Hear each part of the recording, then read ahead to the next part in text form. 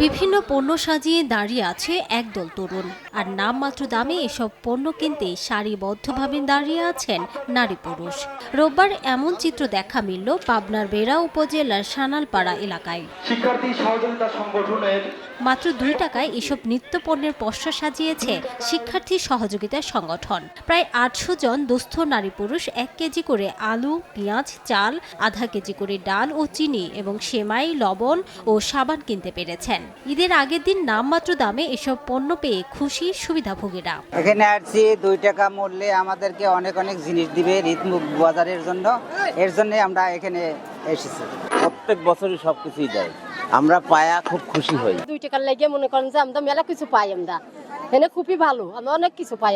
আমরা ঈদের মধ্যে সব খুশি, আলহামদুলিল্লাহ। আমরা সবার জন্য দোয়া করি। প্রথমে টিফিনের টাকা বাঁচিয়ে অল্প পরিসরে এই ব্যতিক্রমী আয়োজন শুরু করলেও এখন সমাজের নানা কাজে অগ্রণী ভূমিকা রাখছে স্বেচ্ছাসেবী এই সংগঠনটি। আমাদের এই কাজটা আমরা 2 টাকায় করার মেইন কাহিনী কারণটা হচ্ছে আমরা যাতে মানুষ ভিক্ষা করে নিচ্ছে না, মানুষ 2 টাকা দিয়ে কিনে নিচ্ছে।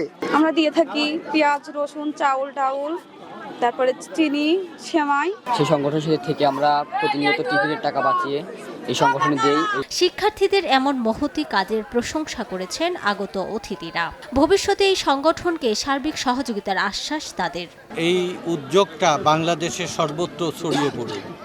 বাংলাদেশের যা কিছু পরিবর্তন এবং অর্জন, তাতে তরুণদের মুখ্য নেতৃত্ব এবং অবদান রয়েছে।